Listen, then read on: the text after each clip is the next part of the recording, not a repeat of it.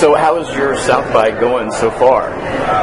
It's great. It's always delirious coming to a festival with a film. I did Sundance with the first feature, and then I did a whole series of shorts there before. The thing that I always really look forward to is meeting the other filmmakers. Mm-hmm. I had a dinner last night with all the other Midnighter directors. A couple of them I had met before, but most of them I hadn't, and they're people whose work I admired, and it was just really great to get in like a small room with just them and eat a free expensive dinner, and drink a lot and kind of talk about movies. And in my experience at festivals, people are so kind of amazingly unpretentious, so it's like a really positive environment. What is this your first South by? Mm-hmm. Can you I've never been to Sundance, and I've always kind of wanted to go, but it seems logistically more of a pain in the ass. Yeah. Well, you're in a tiny, concentrated area in Sundance, and this is so great because it's all, even though the theaters are all pretty close, it's just such a great walking city here, Mm-hmm. And then how many things are going on at the same time? It's insane. So next year I want to come back here. If I don't have a movie, and just go see films and stay from music. And my sister is here for Interactive, and she Skyped with astronauts yesterday. Nice. So where else do you do that? And so can you tell me about the film? Well, it's funny because I spoke to a bunch of journalists today, and no one has seen the movie. I know, no one knows what it's about. Yeah. It's just been a log line released.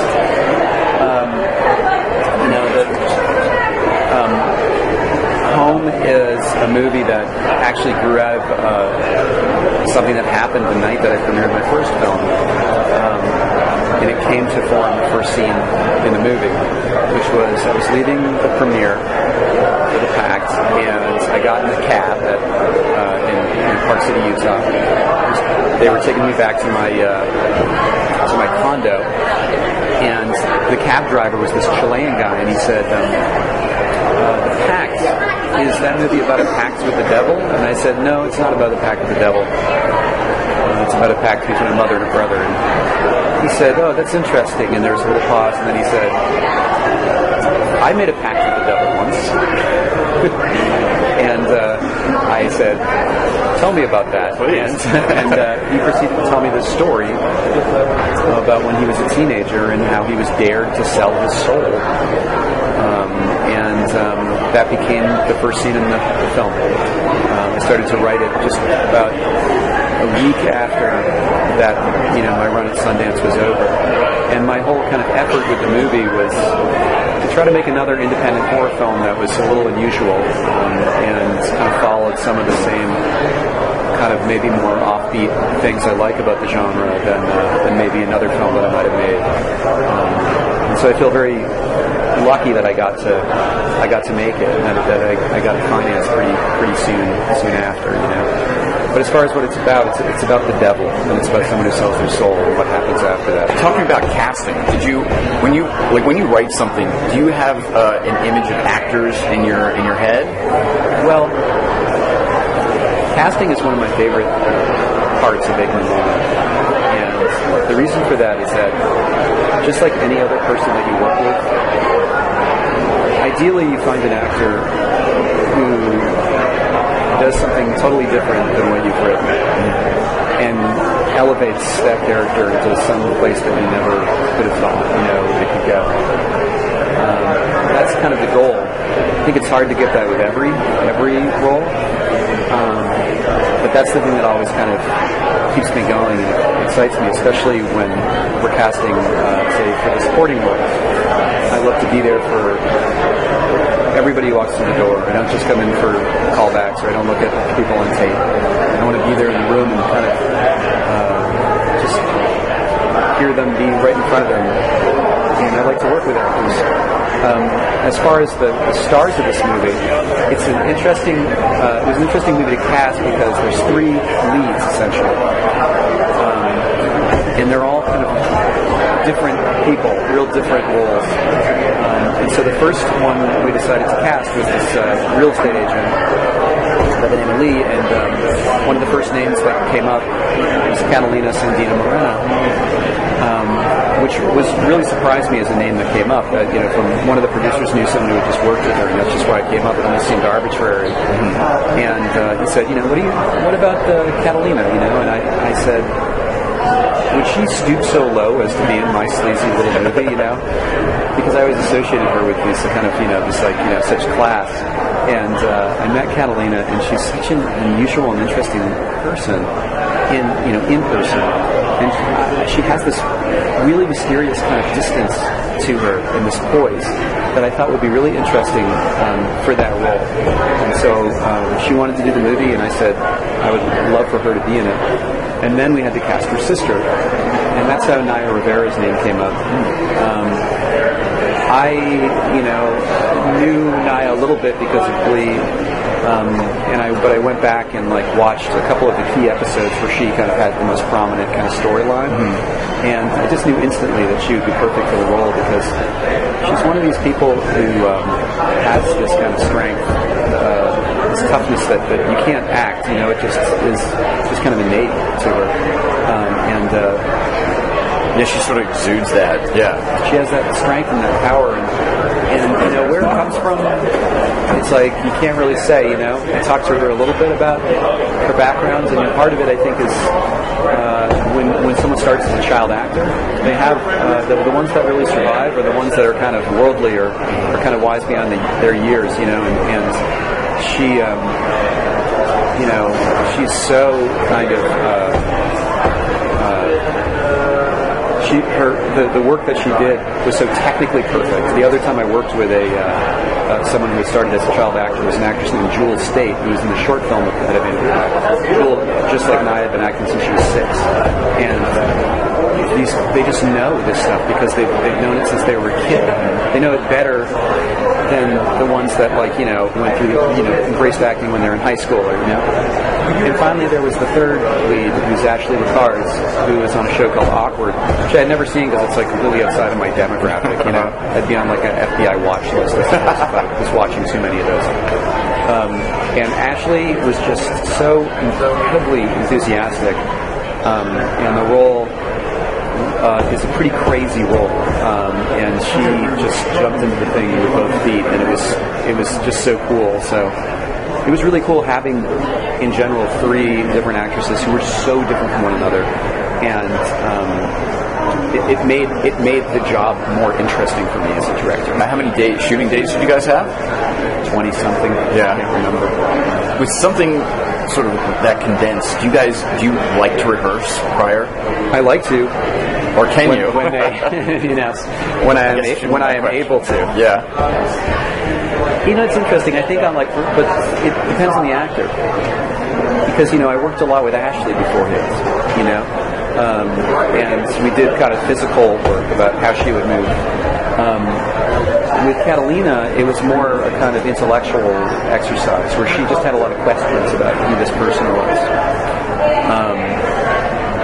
On the first feature that I made, it became kind of clear to me that my lead in that film, Katie, besides just spending a little time with her before we shot, just in a social way, so that she would feel comfortable with me,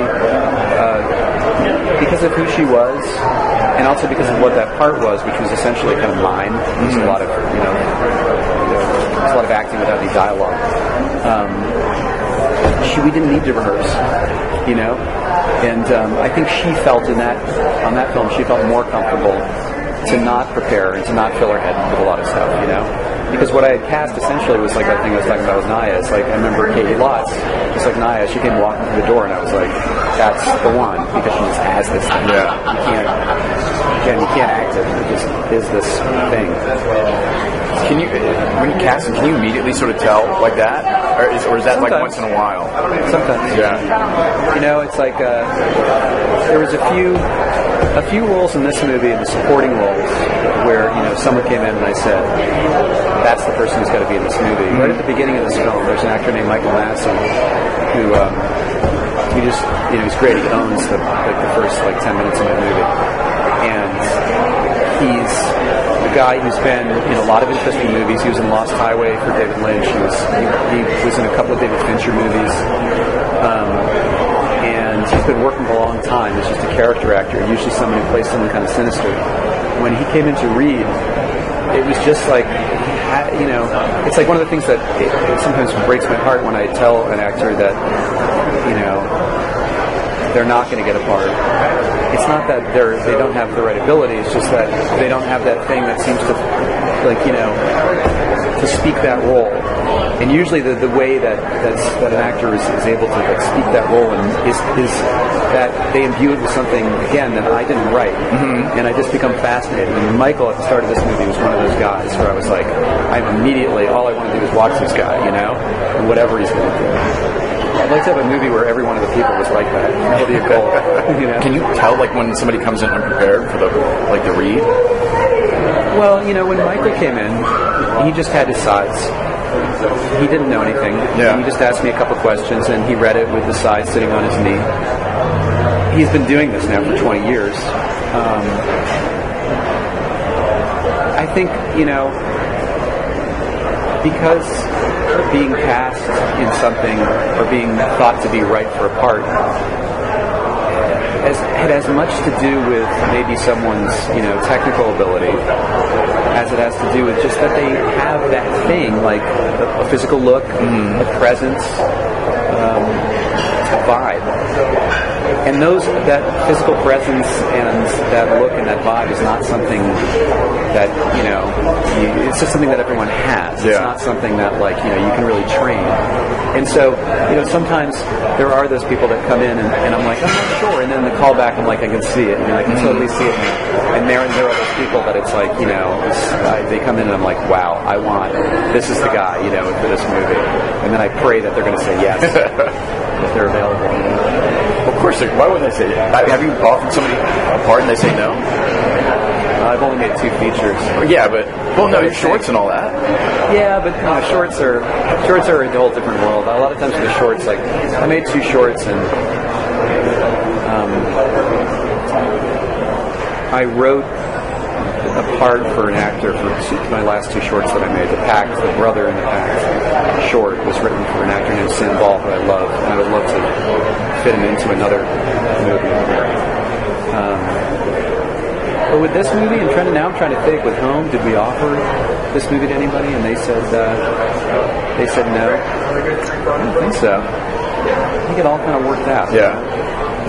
Do you have any problems with? Are you sort of married to your words?